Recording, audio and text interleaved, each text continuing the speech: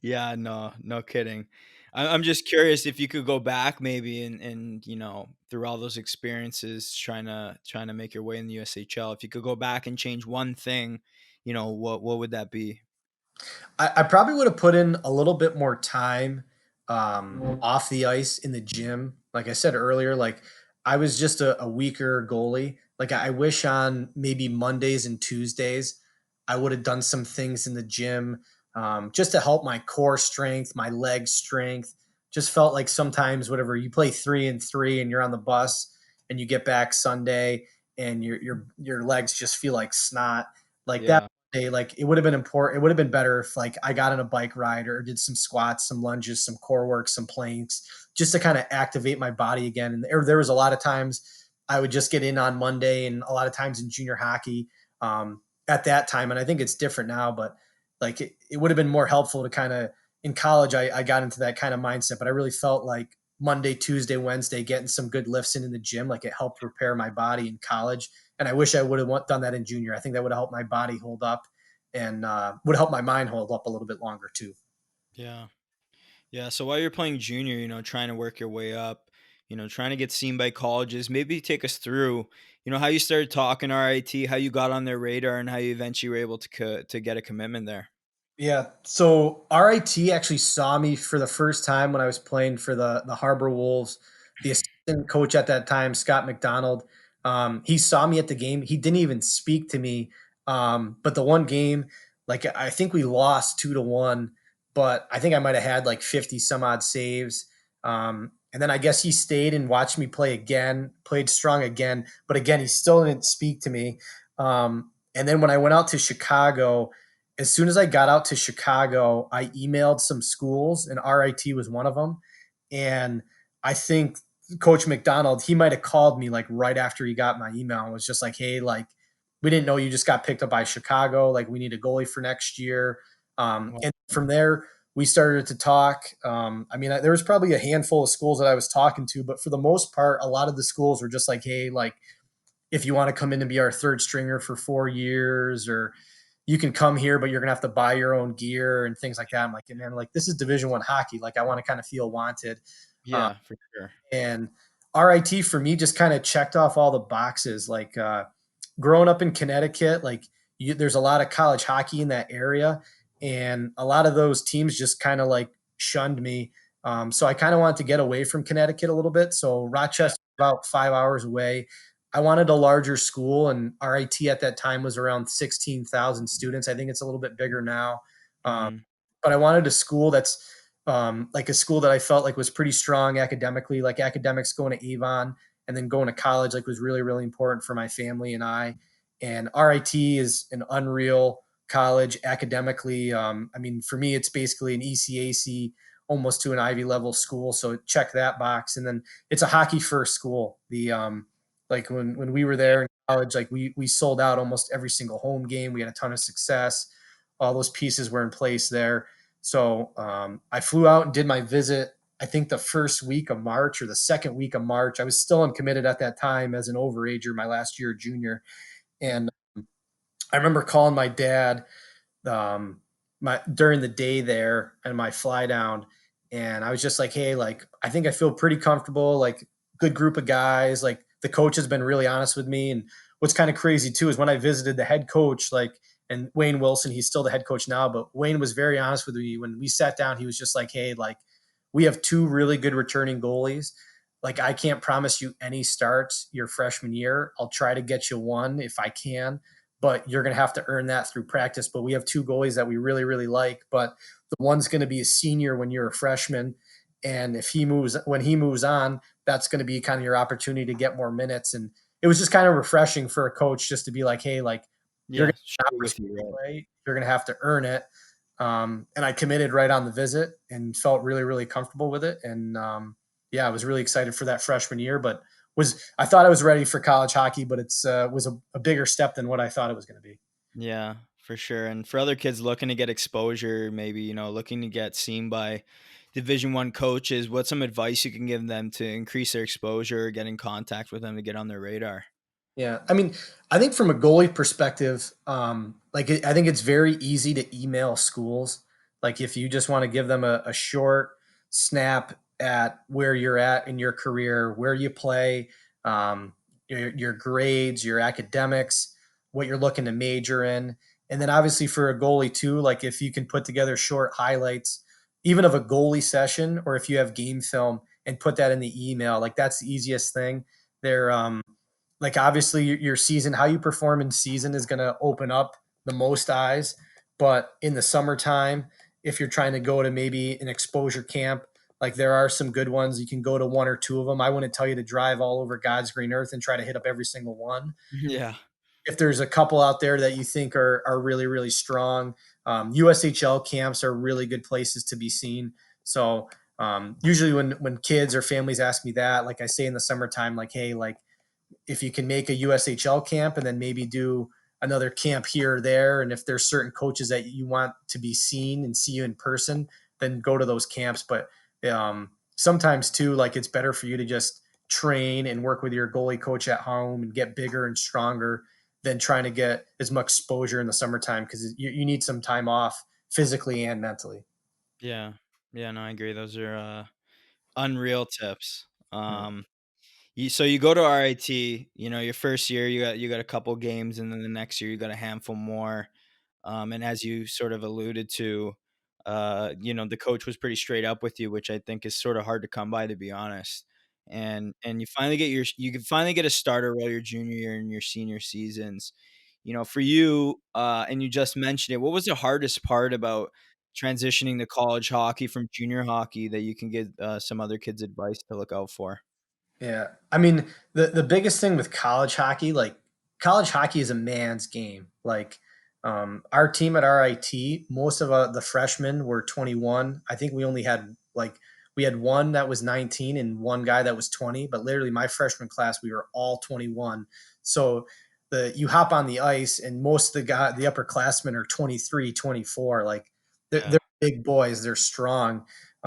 So again, how I mentioned earlier, like I really cared about my training in the gym and my nutrition. Like I was pretty devoted with that stuff.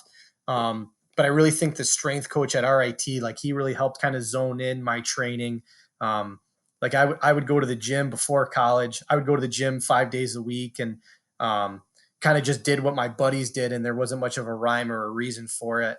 But Yeah. as my freshman year went on, like I kind of was maybe a little bit of a nerd, a dork in the gym, just kind of learning about techniques and things that could make me better as a goalie and certain exercises, whether squats or lunges or deadlifts or some core work. Like I could feel myself through that freshman year get stronger.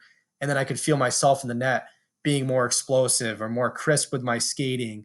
Or if guys were coming to screen me, I wasn't yard sailing it and falling over, like I was holding my ground a little bit better. Um, but I remember my first few practices just being surprised on how strong some guys were. And even too, like going in the gym, like I remember one of the upperclassmen like ripped out like 30 pull-ups. And I was like, you got to be kidding me. Like 30 pull-ups. Like I can do 10 if I'm lucky. Like, is this guy on steroids or something? And he wasn't. Steroids are against NCAA rules, but um, As far as there were some savages on the team. And I really needed to devote myself in the gym and yeah. get confidence in the gym. And then it gave me more confidence on the ice too. Yeah.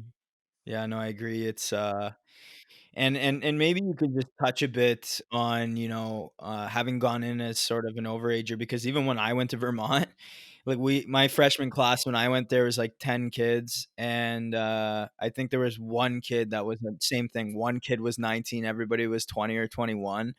And maybe you can just touch briefly on, why they take kids a little bit later. Why don't they take kids at 18 years old? Why is it so hard to go play at 18 versus when you're a little bit older? Yeah. So I mean, I'd say that like the biggest things, and I think people that are hockey people understand it, but if you're not a hockey person, you're ingrained in it. It's hard to understand. But college hockey, like I mentioned, it's a man's game. There's a lot of college hockey teams that average age are older than teams in the AHL. So it's an older, stronger league. If you want to have success, if you look at the teams that have whatever play in the NCAA tournament, go deep in the NCAA tournament, like they're usually older teams. Our team at UMass a couple years ago that played the national championship game, we were mainly sophomores and juniors, but most of our sophomores and juniors were all, for the most part, age outs, except for like a stud like Cale Makar and Mario Ferraro. But Yeah. even those guys, they came in at 19, like they were their late birth dates, so they could have came in as true freshmen, but to their credit and their families' credits, they just didn't feel like they were ready for it. But I think mentally too, going to junior hockey, it helps you grow up as a person, not just on the ice, but off the ice. Like it's good to live in a billet. It's good to learn how to cook your own meal. It's good to learn how to make your own bed and Yeah. um, work a job. Like when I was in junior, like I worked at, I mean, people are going to laugh at this now, but back then, like Abercrombie and Fitch and American Eagle were cool. So like I had a job there, and just doing those things kind of Yeah. helps Yeah. you grow up. And when kids come to campus and they're a little bit older, it helps where we don't have to per se handhold them as much. So Yeah. kids have been off in junior hockey. They've been away from mom and dad. They've been on their own. They know how to take care of themselves. They are street smart. They've been in different situations. They know how to handle themselves socially. Yeah. Times you can, if you're living at home, you can be kind of sheltered, and your parents can kind of take care of you and things like that. So I know for me, like juniors was awesome. I can remember some of my aunts and my uncles when I went off to junior hockey. They're like, like, what the heck are you doing? Like, you're not going to school. Like, you're just going to turn out to be a deadbeat. Like, you're going to college when you're 21. Like, what the heck is that? And I'm like, Yeah. Traditional thinking, right? yeah, they don't understand the college hockey culture. And for me, like my only chance that I was going to play Division One college hockey is if I went in as a 21-year-old freshman. Like that's just what I needed to do. And there are studs in the world like Spencer Knight that commit to a college when they're in bantams and go in as a true freshman. But for the most part, like this, Mike, for the most part, most college goalies are 19, 20 years old around there. And there are a few 18-year-olds and there are a few 21-year-olds, but for the most part, like goalies just go into college older, and you got to have a little bit of a maturity. You got to be a little better with age, like a fine wine. Well, it's I mean, it's funny when I finally got to college, I was wondering when I was 18, I was like, "Man, why I'm doing so well," and, these things, but it's just it really is such a big jump, and my first college game ever was against North Dakota in North Dakota, and man, was that a wake-up call. Like, smack you right in the face, thrown right into the fire, and it's different when you're like a player, right? And typically goalies are going in a little bit older because it's not like a player where they can play you 3 shifts a game and sort of work you into the mix a bit, whereas a goalie, you're out there. You're out there the Yeah. whole game. You gotta stop all these guys 24, 23 years old, seniors that, are, like, literally stepping off of, in the spring, college hockey into the NHL, and you gotta be ready for those guys. Nobody's gonna give you an easy time, no coaches, nothing, right? So, lengthening that develop a bit and being more mature on both the physical and the mental side to sort of be ready for those challenges when they come is really why, they hold back on committing to guys so early, and it's really become a standard. I mean, there, like you said, like how many goalies have really jumped into the whole country in the last even 5 years, like maybe a handful of guys 18 years old, you know what I mean? True freshmen. Yeah, it's few and far between, and for some reason, like those goalies that do that get all the publicity, but that's not most of the goalies for the most part. And even in the NHL, like everyone makes a huge deal about Marc-Andre Fleury, like when he came in right at 18 and everything like that. But like most goalies in the NHL, like they don't even get a sniff until they're 23, 24, 25, around that age. Um, it's just for some reason on social media and regular media, like everyone talks about like the freak studs, Yeah. talk about the everyday goalie. Like we have two really really good goalies for us at UMass, and they both came to college at 19, um, and that's just kind of what they needed to be ready for college. And it doesn't mean that they're not any good because they came to college when they're 19. Like you have to be 18. Like it's just so often parents are like, oh, like they want it kind of like a cookie cutter setup. Yeah. Sometimes you're ready when you're 18 and sometimes you're not ready when you're 21, and when you're ready you're ready, and that's great. And if you can do it when you're 18, sweet, and if you can do it when you're 21, that's sweet. Like it's just as long as you get there, as long as you find a way to compete and have success, like it doesn't matter how old you are, just matters that you can play and stop the puck at the end of the day. Yeah, yeah, like exactly. It's all about your development, right? Yeah. Uh, where are you at in your development? There's no point of going to play college if you're gonna get shelled and you're gonna ruin yourself mentally even too, right? Because a lot of problems can sort of even when you go play junior, right? Trying to go play in the USHL when you're not ready at 16 could ruin you, man. I've seen it ruin guys, some goalies even in the OHL drafts, like up here, drafted first round, stuff like that. And then they're just not ready for that challenge, and it really ruins their whole career. Rather than if you were like a guy like you or I, and you sort of baby Yeah. stepped your way into college, and then leading into that, your junior year, you win the league championship in the Atlantic Division, and then the following year you win another championship and are named to the first league all-star team, goaltender of the year, and the regional most outstanding player. That's exceptional, man. And just talking about your story a bit and then ending up there and grinding through it is honestly just so inspiring. But maybe you could just talk about the growth you experienced from when you first got into college and looking back, what do you think allowed you to succeed and find a way to become a champion eventually? Yeah, so my freshman year, like I mentioned, like my freshman year basically went just like what Coach Wilson told me it was going to be. Like the two older goalies played ahead of me, and they totally deserved to play ahead of me. They were a 1-2 punch, and they played awesome. Like I think we led the league in goals against that year, and we Nice. we won the regular season championship. And then going into my sophomore year, the other goalie returning was a junior. The senior had moved on, and that junior goalie had to actually just won goalie of the year.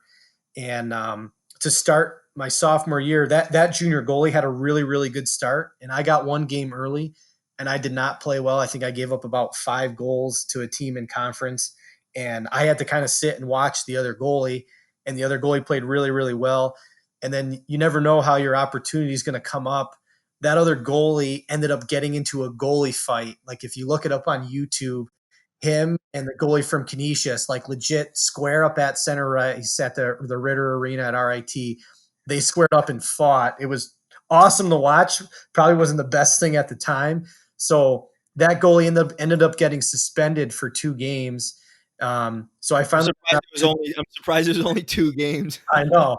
So he got suspended for 2 games, and the first game that I got to play because he was suspended. Again, I did not play well. I think I maybe gave up like 4 or 5 goals. It was a team that we should have beat.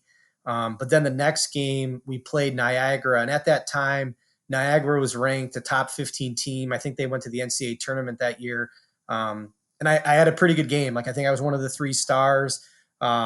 We ended up tying it, but just it gave me a ton of confidence. And then going into my junior year, the other goalie was still returning. He was a senior, I was a junior.